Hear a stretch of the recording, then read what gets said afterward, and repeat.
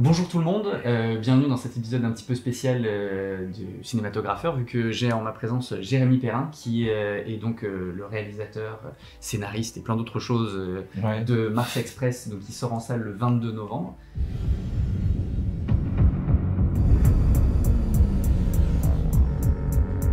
Aline Ruby, Carlos ne vous a pas fait entrer? Ah oui, lui aussi mis à jour. C'est ma fille, June. Elle a disparu et sa camarade de chambre aussi.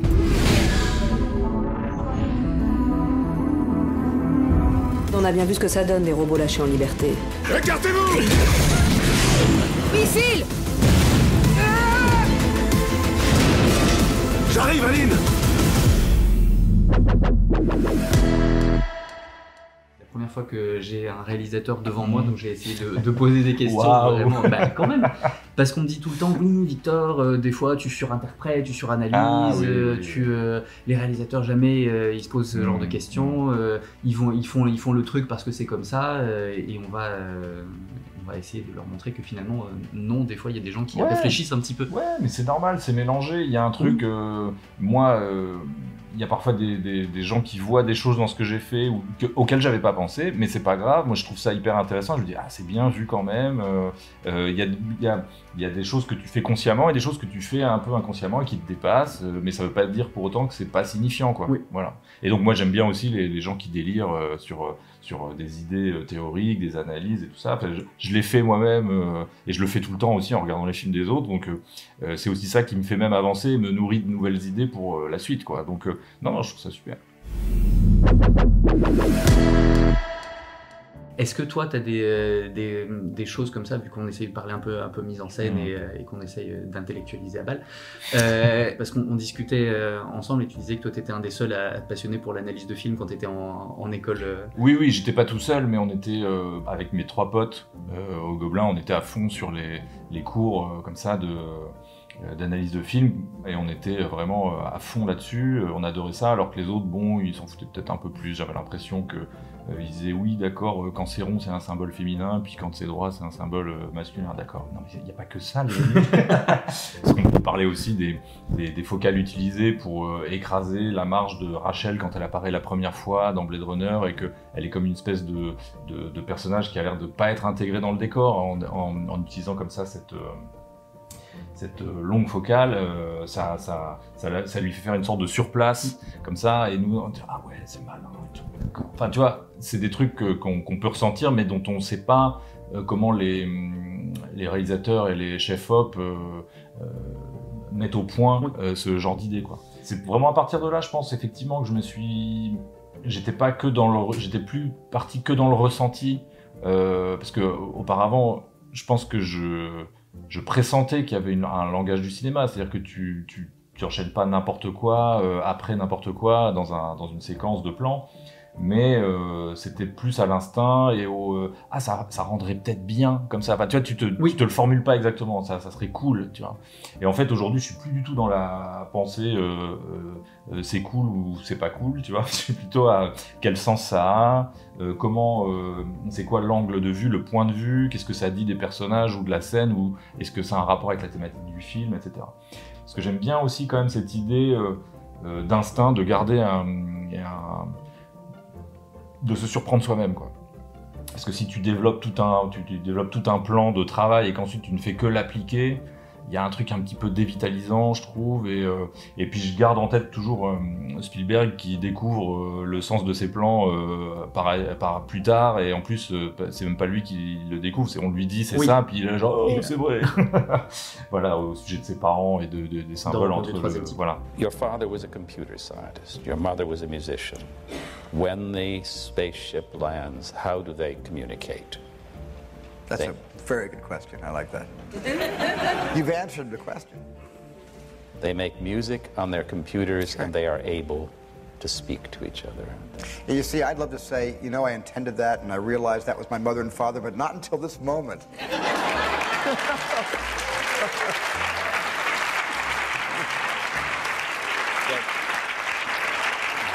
Thank you for that.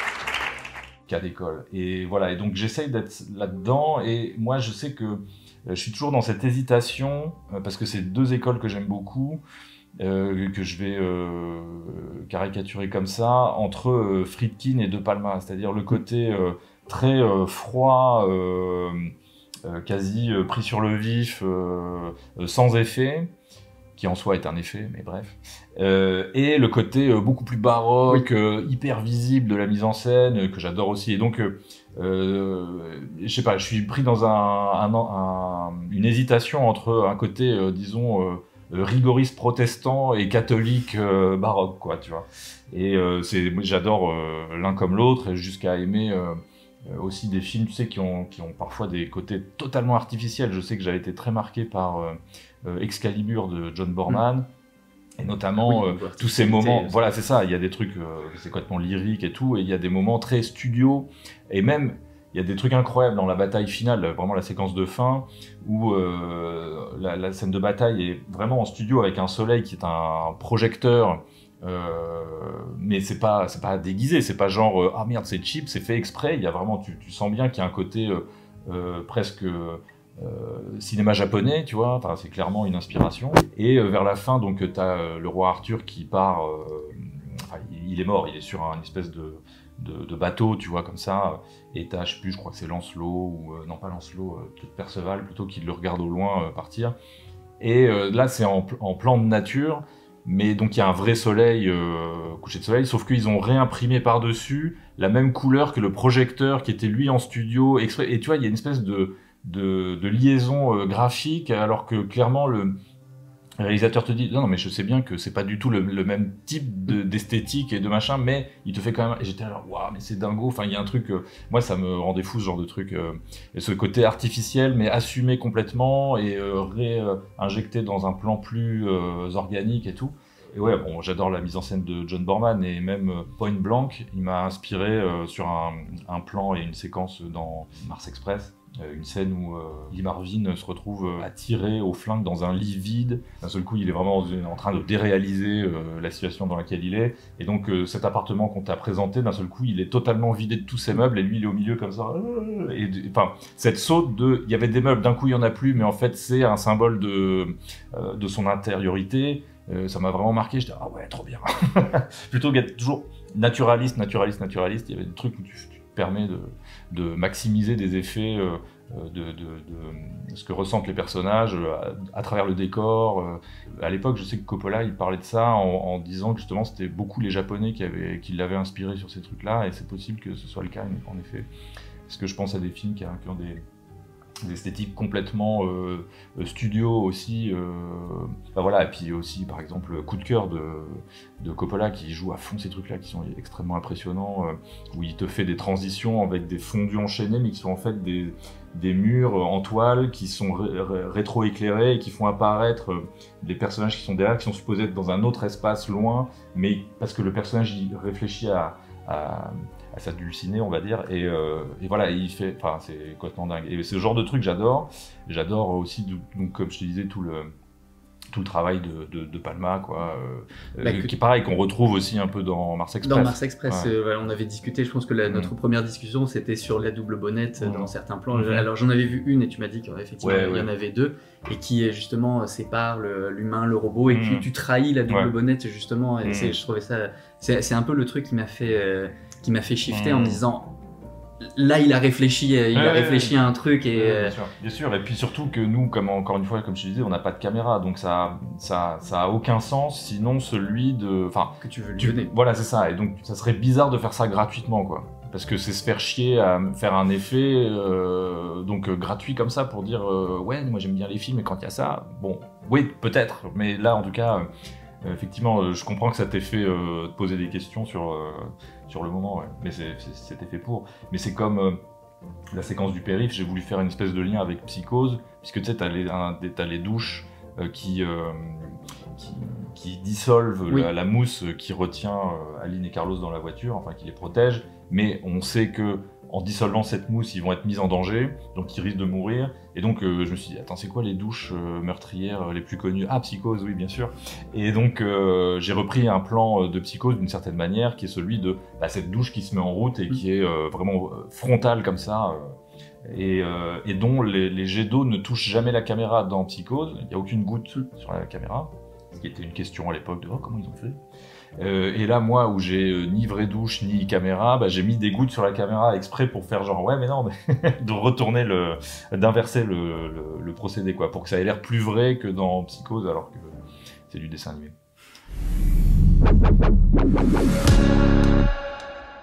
Là, moi, j'ai joué ça à plein dans Mars Express, mais c'était une volonté, c'est que je m'astreignais à avoir des angles de caméra ou des types de focale ou de profondeur de champ très cinéma live en fait.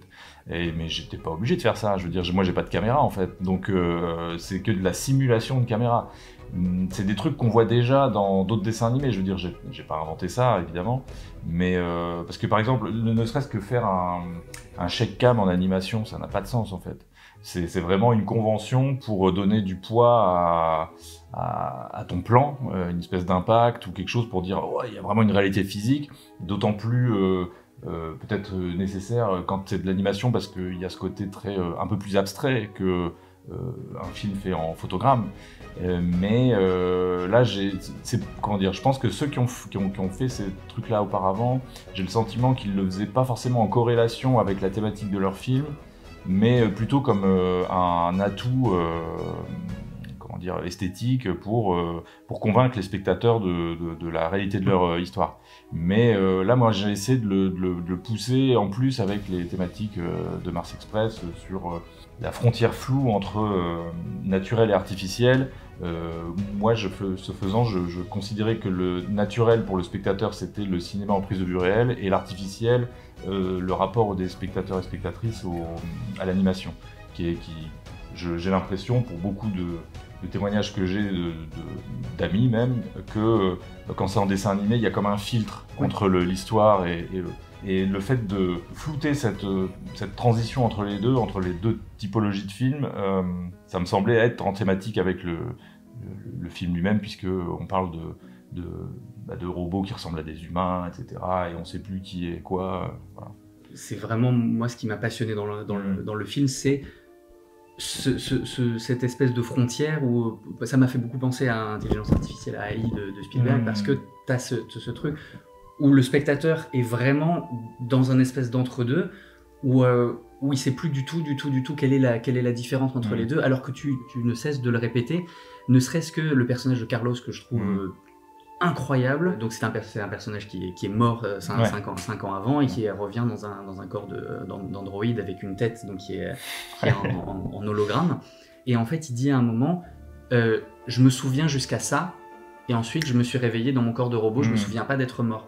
Et moi, ça m'évoque une thématique sur le transhumanisme et tout ça qui est vraiment, qui moi me terrifie, et qui est, en fait, c'est pas toi qui est dans le corps. C'est un téléchargement donc la personne est vraiment morte, mais en même temps, elle est encore là, et il y a cette espèce d'ambivalence qui est à la fois terrifiante et fascinante sur qu'est-ce qui définit une personne en fait. Est-ce que c'est ses souvenirs, est-ce que c'est encore la même personne, est-ce que c'est plus la même personne, et il y a tout ça avec le rapport avec sa femme aussi qui est incroyablement bien fait dans le film. Même avec Aline, qui est l'autre personnage principal et coéquipière de Carlos, ou plutôt Carlos coéquipier de Aline, ça dépend dans quel sens on le prend, mais c'est une des raisons pour laquelle sa tête est en hologramme à Carlos, c'est qu'il y a un côté spectral comme ça, où les autres personnages, les humains, ils savent pas trop quoi en penser en fait. Ils savent eux-mêmes, dans ce monde-là, ils savent pas est-ce que c'est vraiment lui ou est-ce que c'est une espèce d'émulateur, comme un émulateur PlayStation ou Super Nintendo, mais à l'échelle humaine, qui me suit partout et qui est là, genre en plus qui parle vraiment pareil. Tu sais, en fait, avec Laurence Arfati, on s'inspirait un peu des trucs qui étaient en travaux sur les nouvelles technologies, les machins et tout. Et tu sais, il y avait eu des expériences qui avaient été faites avec des messageries qui pouvaient imiter la manière de parler. En scannant tous les textes. C'est ça. Et du coup, tu avais des histoires hyper dramatiques qui nous ont fascinés, avec des parents qui discutaient sur une sorte de MSN ou de Discord ou quoi, enfin sur un Messenger, avec leur enfant qui était mort en fait. Donc il y avait un truc vraiment genre c'est vraiment glauque, et donc c'est ce qu'on a voulu faire, mais avec en plus les gestes, les expressions, le visage, version cheap pour Carlos parce que il n'avait pas le budget, mais donc c'est juste en fait il y a un côté un corps standard avec une tête, comment dire, qu'on peut personnaliser, mais c'est presque comme une photo de profil sur une page Facebook, où toutes les pages se ressemblent, à part la photo qui fait la personnalité. Voilà.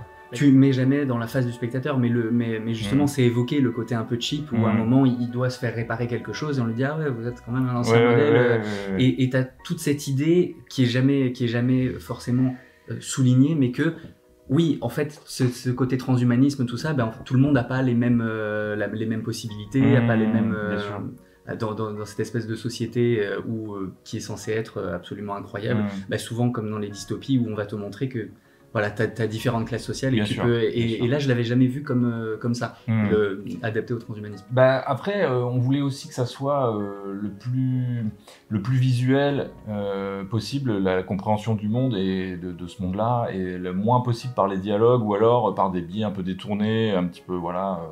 Mais on voulait téléporter les spectateurs et spectatrices dans ce monde-là et démerdez-vous un peu. Il y avait une manière aussi de raisonner entre la quête de vérité de l'histoire de détective privé du film, avec en même temps une couche supplémentaire pour les spectateurs de décrypter ce monde en même temps que voilà, les deux héros décryptent le crime. Et voilà, et donc pour faire comprendre qu'il y a différentes générations de robots, ça a été un peu un casse-tête, mais bon, j'ai utilisé avec les designers à réfléchir sur c'est quoi les formes qui évoquent des robots plus anciens et des formes qui évoquent des robots plus modernes, quoi. Et donc effectivement, Carlos, il est assez tubulaire, il a des bras vraiment en tube, etc., où on voit les articulations apparentes et tout. Je crois que Carlos, il fait partie des générations 1, c'est comme ça qu'on a découpé en tout cas. Après, il y a des robots génération 2 qui commencent à avoir des courbes plus élancées, un peu plus complexes, un peu plus organiques, entre guillemets. Et puis ensuite, il y a la génération où là, c'est totalement imitation humaine parfaite, on ne fait pas la différence. Sauf si t'es une femme licorne en or, voilà, comme Goldfinger, mais voilà, magnifique, ça parle de personnages qui décryptent, des spectateurs qui peuvent décrypter. Pour moi, il y a ça vraiment dans ta mise en scène où tu fais entrer le spectateur par une porte, par cette espèce d'ouverture, et qu'on va retrouver, sans spoiler, à la toute fin, où effectivement il y aura une sorte d'autre monde qui va s'ouvrir aussi pour les personnages, et j'ai trouvé cette espèce de circularité qui était aussi dans Carlos, donc justement cette espèce de on meurt et on est téléporté dans autre chose, comme, et nous on est enfin il y a vraiment une imbrication de tout que je trouve assez spectaculaire dans ta mise en scène, et tu parlais aussi de ce côté d'entre deux où on n'est jamais d'un côté ou de l'autre, donc effectivement avec le corps de ça, il y a un moment où on va découvrir un cadavre dans un faux plafond entre les deux, ces chats qu'on ouvre et qu'on découvre à l'intérieur, enfin il y a plein de trucs où on n'est jamais soit dans l'un soit dans l'autre, c'est comme on n'est jamais comme tu dis, on a l'impression d'être dans du cinéma live, on a vraiment l'impression de regarder un film, alors que l'animation est très crue, un style de dessin assez particulier qu'on retrouve voilà, dans toutes tes œuvres, et qui normalement devrait nous faire dire vraiment c'est un dessin animé, alors qu'au bout d'une demi-heure tu oublies complètement que tu regardes un film d'animation. Il y a une espèce d'abolissement comme ça des frontières perpétuel sur absolument tout. Donc on en avait discuté un petit peu plus tôt, et tu m'avais expliqué que donc tous les androïdes avaient été faits par animation 3D et tous les êtres humanoïdes avaient été faits entièrement à la main. Et pour mettre visuellement dans le film cette espèce d'opposition, de dichotomie en fait entre l'humain et la machine, et qui finalement au bout d'un moment on n'arrive plus à faire la différence entre les deux, même visuellement. C'est ça. Il y a une nuance un peu plus particulière, c'est que c'est du point de vue des personnages en fait. C'est-à-dire que par exemple, parce que c'était un truc qui m'intéressait, d'avoir cette distinction esthétique, alors qu'il se voit, moi à mon sens, plus quand ça bouge en fait, plus par le mouvement, parce qu'il se trouve que, comme le disait une copine à moi, que en fait le style graphique des humains et du film en général est tellement clinique que parfois en arrêt sur image on ne sait pas si ça a été fait à la main ou quoi, pour les personnages comme pour les robots. Bref, mais je pense que dans le mouvement on le voit parce que les volumes sont absolument parfaits sur les robots, puisque c'est de la modélisation 3D. Ce qui compte, c'est plutôt aussi ce qui se passe dans la tête des personnages, et en particulier pour Carlos, parce que c'était ça mon objectif, en plus de simplement avoir ces deux esthétiques-là, c'est que Carlos, lui, en début de film et dans son arc, il se considère être légitime humain, 100%. Donc il est dessiné à la main au départ. Et puis les deux parties. Les deux parties. Mais à un moment donné du film, bah, on change tout son corps est en 3D. Alors ça correspond aussi au fait que il se retrouve où on découvre plus de son corps que pendant le reste du film et que ça devenait aussi un peu chiant à dessiner. Mais c'était cohérent. Enfin, disons, je savais que à ce moment-là, il devait être en 3D, donc on pouvait y aller, on pouvait mettre plein de détails et tout. C'est aussi pratique pour ça. Mais voilà. Et à ce moment-là, il est dans cette hésitation sur sa propre nature et donc sa tête est en 2D puis son corps est en 3D. Donc en lui-même, il symbolise déjà ça symbolise son hésitation sur qui il est, quoi. À quel point tu penses que les contraintes budgétaires ont brimé les idées que tu avais, ou alors est-ce que tu as réussi à tout mettre ce que tu voulais mettre dans le film, ou alors il y a des petits pans que tu aurais bien voulu Alors on a eu des idées en rab dans le scénario mais qu'on n'a même pas placé dans le scénario en fait, mais autour des discussions qu'on avait avec Laurent quand on écrivait, on a eu plein d'idées, et notamment une qui était marrante, enfin moi que j'aimais bien, c'était on s'est posé la question c'est quoi le cinéma dans le futur, quoi. Et alors c'est très auto-centré du coup, mais en fait on voulait vanner le cinéma et faire que les films c'était plus que des hashtags que tu donnais à une IA qui te fabriquait un film à la demande, et tu pouvais préciser ça doit être un chef-d'œuvre et tout, puis c'est effectivement un chef-d'œuvre, et puis on voulait montrer que le spectateur ou la spectatrice, on se demandait si c'était pas Roberta Williams qui allait utiliser ça, regarder un film qui était vraiment fait que pour elle, et ça la faisait chialer tellement c'était incroyable, quoi. Enfin, c'était le meilleur film du monde, sauf qu'il y avait un défaut, c'est que c'était vraiment tellement ciblé pour elle que c'est pas un truc qu'elle peut tellement partager avec les autres. Mais bon, bref, et ça après on a écrit ça comme ça ça nous faisait rire, mais on n'a pas su à quel moment le mettre sans que ça soit une histoire qui a rien à voir et que ça prenne trop de place, et voilà, que ça n'avait pas tellement de sens. Mais ce qui est marrant, c'est qu'après, en fin de prod, on popait comme ça Midjourney, ChatGPT, tout ça, et surtout les générateurs d'images qui répondent à peu près à ce qu'on avait imaginé, ce côté maintenant on appelle ça des prompts artistes, je crois, les gens qui rendent les trucs, ça me fait trop marrer. Pourquoi vous rajoutez artiste, enfin bref. Mais c'est ce principe-là, sauf que c'est à l'échelle d'un film complet, donc ça viendra peut-être un jour. Mais... Il y a un côté très, très viscéral à l'intérieur qui remet en question le corps, notre toucher, notre perception, et c'est pour ça que je trouve ça vraiment chouette de l'avoir fait retranscrire en animation, parce que t'as des séquences, notamment avec tout ce qui est les voix intérieures, tous ces gens qui arrivent à se parler plus ou moins par télépathie, en fait, parce qu'ils ont des implants neuronaux, et les voit tous se regarder, et ils parlent entre eux par implants neuronaux, et là t'as vraiment une sensation, enfin moi c'est une scène qui m'a fait vraiment dresser les poils sur les bras, parce que ça revient sur le côté, on ne sait plus vraiment où est l'humain, où est la machine, parce qu'en fait les humains au bout d'un moment se comportent comme des machines. Et il y avait ça, j'avais l'impression aussi, alors peut-être que c'est par contrainte technique, mais en tout cas il y a des plans d'ensemble qui sont très jolis, et tu vois qu'il y a des côtés très statiques dedans, et justement tu as l'impression que cette espèce de vie humaine est devenue un peu en stase. Oui. Alors ça c'est marrant que tu dises ça, parce que moi j'aurais aimé que les foules de personnages dans le film soient un peu plus animées quand même, mais ça c'est une question de budget aussi, on n'a plus d'argent, donc voilà. Cela dit, il y avait quand même une séquence, il y a une manifestation où ça bouge dans tous les sens. Mais il y a 10 minutes du film où c'était voulu que les foules ne bougent pas, et même en vue réelle j'aurais certainement fait ça, enfin j'aurais fait le Alain René mental, et j'aurais fait des trucs un peu radicaux du genre, mais je voulais que les foules ne bougent pas du tout, c'est vraiment genre photo, quoi. C'est vraiment ce moment après l'acte 1, début d'acte 2, où l'enquête est au point mort. Et donc je voulais un peu jouer ce truc de attends, mais le film il avance plus là, il se passe rien, enfin c'est bizarre, et donc de jouer ça comme ça.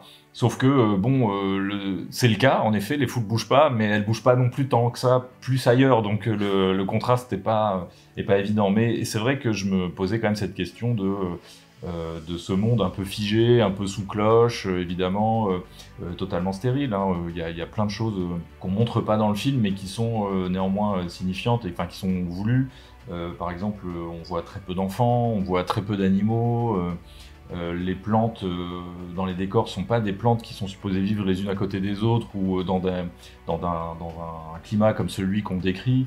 Rien n'est, tout est artificiel aussi de ce côté-là. Pareil, il y a personne qui porte de lunettes, il y a personne n'est gros, personne n'est chauve. Il y a vraiment un truc où tu sens qu'il y a un eugénisme ou une sélection comme ça qui est pas très cool derrière, quoi. Bah, justement, le seul qui a un rapport à la nature, c'est Carlos qui arrive avec il y a un plan où il a cette plante sur les genoux qui lui prend tout le visage. Le plan est absolument génial. À revoir le film en plus avec tout ce qui se passe après. Je suis vraiment content d'avoir pu le voir 2 fois parce que tu l'as vu 2 fois? Oui. Ah d'accord. Je te remercie vraiment infiniment pour tout. Donc Mars Express le 22 novembre sur vos écrans. Courez le voir en salle, vraiment c'est une merveille. Et puis si jamais vous regardez cette interview plus tard, en Blu-ray aussi, certainement. Certainement, j'espère, on verra. Ouais. Merci à toi pour l'invitation. J'arrive, Aline!